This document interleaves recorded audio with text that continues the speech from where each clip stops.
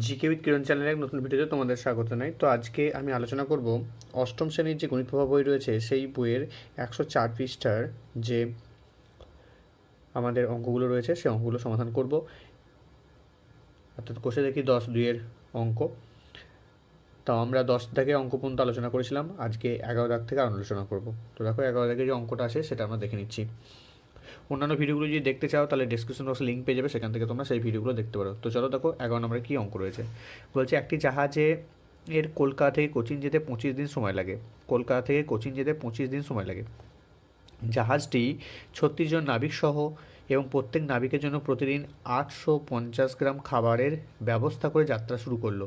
কিন্তু 13 দিন পর ওই জাহাজটি অপর একটি ডুবন্ত জাহাজ থেকে 15 জন নাবিককে উদ্ধার করলো এবং জাহাজটির গতিবেগ বাড়িয়ে দিয়ে 10 দিনে কোচিন পৌঁছালো।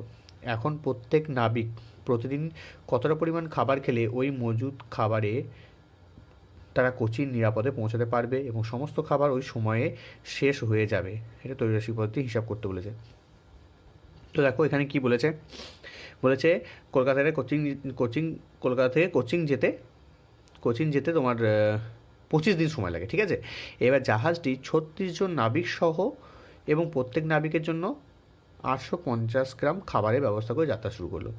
কিন্তু 13 দিন পর, মানে 13 দিন কেটে গেছে, তাহলে আর বাকি কতদিন রয়েছে সেটা আমাদেরকে 25 থেকে 13 বিয়োগ করতে হবে। ততদিন কিন্তু 36 জন থাকলে 850 গ্রাম করে খাবারই কিন্তু পেত। ভালো করে বুঝে নাও। 13 দিন 25 থেকে যদি আমরা 13 দিন বিয়োগ করি, 13 দিন খাবার পরে, মানে 13 দিন তো চলে গেছে, কোনো ঝামেলা হয়নি। কিন্তু হলো কি 13 দিন পর থেকে যত ঝামেলা শুরু হলো, ঠিক আছে। তো তাহলে কি করতে হবে, আমাদের 13 দিন তো খাবার খেয়ে নিয়েছে, সবাই 850 গ্রাম করেই খাবার পেয়েছে। 13 দিন ধরে খাবার খেয়েছে, 36 জন নাবিক ছিল। 25 থেকে 13 বিয়োগ করলে আমাদের কত থাকে, আমাদের থাকবে 12 দিন। সেই 12 দিনের কি হবে, 12 দিনের বলছে ডুবন্ত জাহাজ থেকে 15 জন নাবিককে উদ্ধার করলো। তাহলে 15 জন আরও বেড়ে গেল, ঠিক আছে। 36-এর সঙ্গে তখন 15 যোগ হয়ে যাবে, তাহলে ততদিন এখন আছে। এইবার জাহাজটার গতিবেগ বাড়িয়ে দেওয়া হলো, যে 10 দিনের মধ্যে পৌঁছালো। 10 দিনের মধ্যে আমরা কিন্তু পৌঁছে গেল। এক্ষেত্রে আমাদের 12 দিনের পরিবর্তে আমরা 10 দিনে কোচিন পৌঁছালো। তাহলে আমাদের প্রত্যেকে কতটা করে খাবার খেয়েছিল এইটা আমাদের বের করতে হবে, ঠিক আছে। তো চলো, আমাদের 3টে অপশান রয়েছে, একটা হচ্ছে সময়, একটা হচ্ছে খাবারের পরিমাণ, আর একটা হচ্ছে কতজন নাবিক, ঠিক আছে। তো সেইটাই আমরা লিখে নেবো। দিনটাকে কিন্তু আমরা খাবারের পরিমাণটা কিন্তু আমরা শেষে রাখবো, ঠিক আছে। তো চলো দেখে নিই আমরা অঙ্কটা কীভাবে সমাধান করব। তো দেখো এখানে আমাদের 11 দাগের অঙ্কটা সমাধান করছি। তো প্রথমে আমাদের কি লিখতে হবে, প্রথমে আমাদের লিখে নিতে হবে নাবিকের সংখ্যা বা নাবিক সংখ্যা।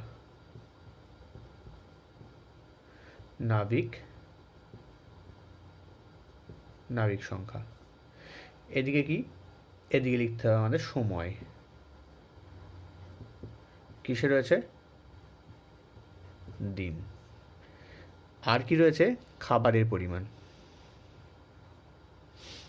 খাবারের পরিমাণটা কিসে রয়েছে, আমাদের গ্রামে রয়েছে, ঠিক আছে।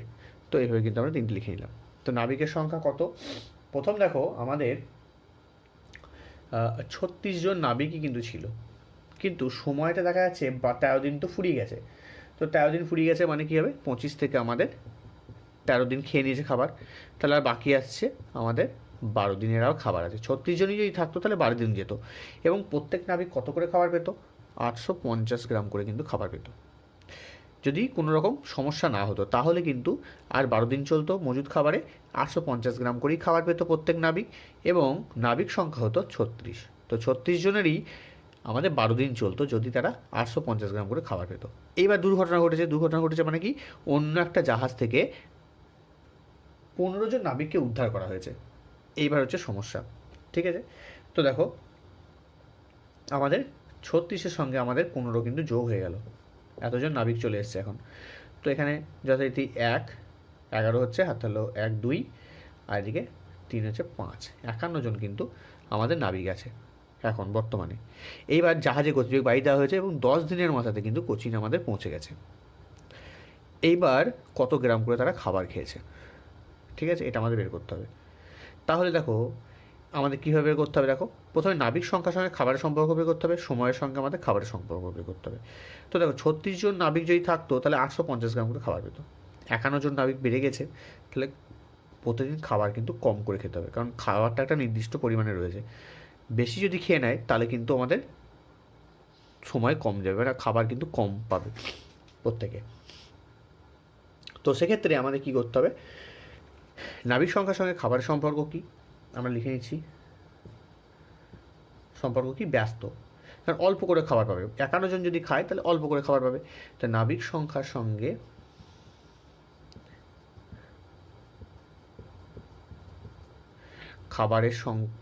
খাবারের পরিমাণের সম্পর্ক।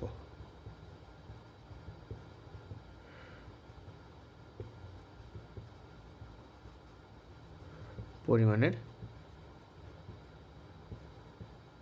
সম্পর্ক কি? ব্যস্ত।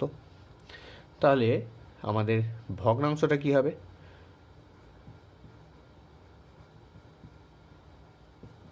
ভগ্নাংশটি হবে আমাদের কি? ব্যস্ত হয়ে গেলে আমি কি বলেছি, 36টা আগে লিখব, তার নিচে আমাদের 51 থাকবে। এবার সময়ের সঙ্গে খাবার পরিমাণের সম্পর্ক কি? 12 দিন ধরে যদি খেত তাহলে 850 গ্রাম করে খাবার পেত। এবার 10 দিনে খাবারটা খেয়ে নিয়েছে, তাহলে বেশি করে খাবার খাবে, তো এটার সম্পর্ক কিন্তু আমাদের ব্যস্ত। তাহলে ভগ্নাংশটি কী হবে? ব্যস্ত হলে 12/10। দেখো 12 দিন যদি খাবার থাকতো, 12 দিন ধরে যদি খেত তাহলে 850 গ্রাম করে খাবার খেত।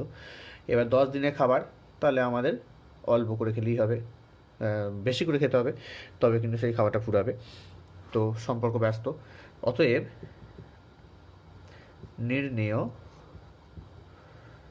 খাবারের পরিমাণ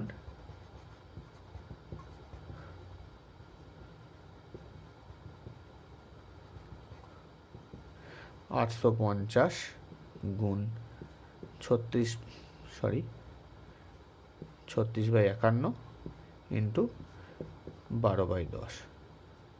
ঠিক আছে, তো এখানে দেখো কীভাবে কাটাকুটি যাবে। আমাদের এখানে কেটে দাও, 0 0 কেটে দাও। এবার দেখো এখানে কত দিয়ে যাচ্ছে, 3 দিয়ে কাটো, 3 1 3, আর এখানে হচ্ছে তোমার 21, 3 7 21 17, ঠিক আছে, 3 17 51, সরি 3 17 51, 3 4 12, 17 দিয়ে কেটে দাও, 17 17, 5 85, ঠিক আছে। আর এবার এটা গুণ করে দাও, তাহলে কত করে হচ্ছে দেখো, 36, 5 4 20, 20কে আমরা 36 দিয়ে গুণ করবো, তাহলে 720 হবে, ঠিক আছে। 720 গ্রাম করে তারা খাবার পাবে, 720 গ্রাম করে কিন্তু তারা প্রত্যেকে খাবার পেয়েছিল। তাহলে এটা আমাদের উত্তর হয়ে যাচ্ছে কি না, প্রত্যেককে আমাদের খাবার কতটা করে খেয়েছিল, সেটা হচ্ছে মজুদ খাবার, তাহলে প্রত্যেকটি নাবিক কতটা পরিমাণে খাবার খেয়েছিল, তাহলে লিখতে হবে প্রত্যেকটি নাবিক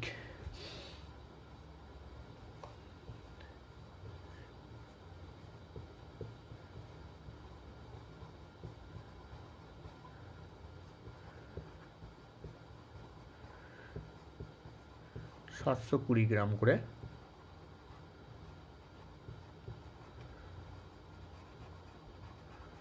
খাবার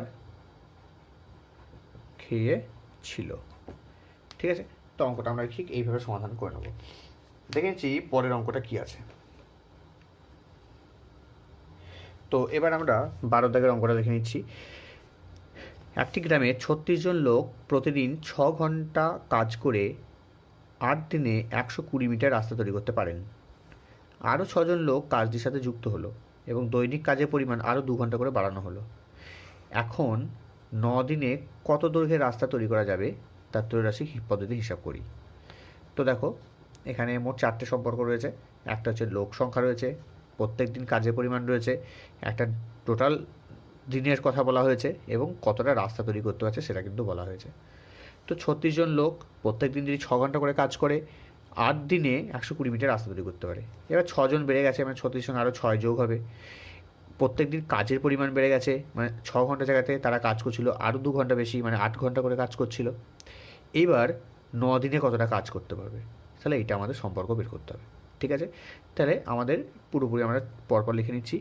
লোক সংখ্যা প্রত্যেক দিন কাজের পরিমাণ, কতদিন সময়, আর মোট রাস্তার পরিমাণ। ঠিক আছে, এই কটা আমরা লিখে নেব। তো এটা হচ্ছে আমাদের 12 দাগের অঙ্ক। প্রথমে হচ্ছে লোক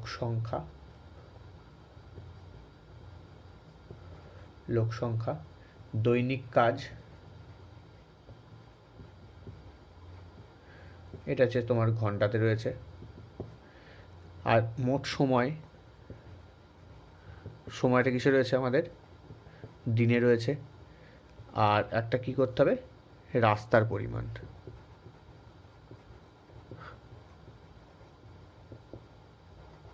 এটা কিসে আছে, এটা আমাদের রয়েছে মিটার। ঠিক আছে, তো লোক সংখ্যা হচ্ছে আমাদের 36 জন লোক, দৈনিক তারা 6 ঘন্টা করে কাজ করেছে, 8 দিন সময় নিয়েছে এবং 120 মিটার রাস্তা তারা তৈরি করেছে। এইবার হচ্ছে আমাদের কি 6 জন লোক আরও সাথে যুক্ত হলো, তাহলে 36 প্লাস 6, তার মানে হচ্ছে 6 দিয়ে 12, 42 জন হয়ে গেছে। দৈনিক কাজের পরিমাণ 6-এর সঙ্গে আরও 2 যোগ করা হয়েছে, মানে 8 ঘন্টা করে দৈনিক কাজ করছে। সময় কত নিয়েছে, সময় হচ্ছে 9 দিন সময় নিয়েছে। তাই রাস্তাটা কতটা করবে। ঠিক আছে, আমাদের এখানে একটাকে ধরলে বাকি দুটোগুলোকে বাদ দিতে হবে। ঠিক আছে, তো দেখো আমরা কি করছি, 36 জন লোক যদি 120 মিটার রাস্তা তৈরি করতে হবে, 42 জন লোক কিন্তু বেশি পরিমাণে রাস্তা তৈরি করবে। সম্পর্ক কিন্তু সরল, যত লোক বাড়বে তত কিন্তু রাস্তার পরিমাণ বাড়বে, তাহলে সম্পর্ক সরল। তাহলে আমরা লিখে নিচ্ছি লোক সংখ্যার সঙ্গে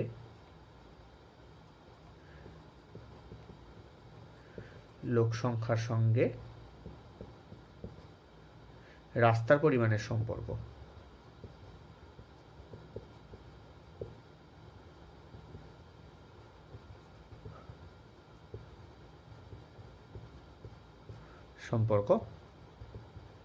সরল, অতএব ভগ্নাংশটি কি হবে,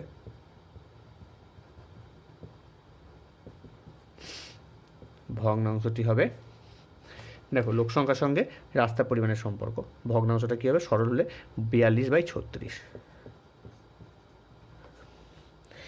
এবার কি দৈনিক কাজের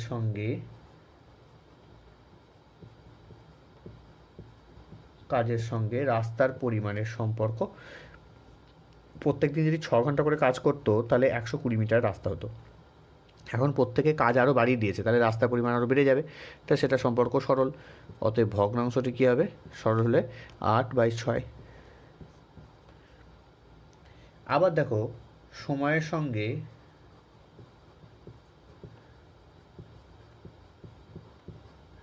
রাস্তার পরিমাণের সম্পর্ক কি, 8 দিনে 120 মিটার, 9 দিনে নিশ্চয় আরও বেশি করবে, এটাও সরল সম্পর্ক। তাহলে এখানেও আমাদের হয়ে যাচ্ছে সরল সম্পর্ক। অতএব ভগ্নাংশটি হবে 9/8। ঠিক আছে, এটা হবে। অতএব নির্ণেয় রাস্তার পরিমাণ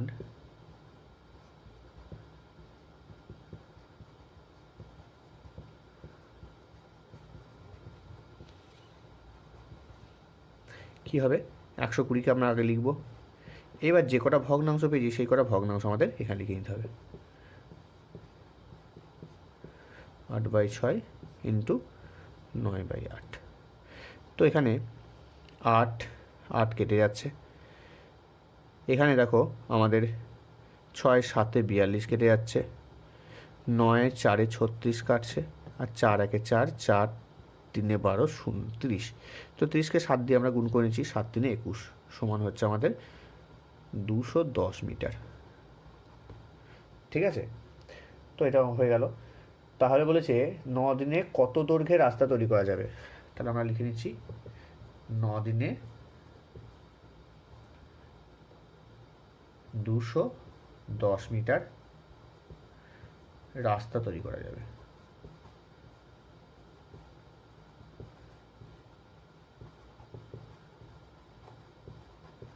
ঠিক আছে, তো এইভাবে কিন্তু আমরা অঙ্কটা সমাধানটা করে নেব।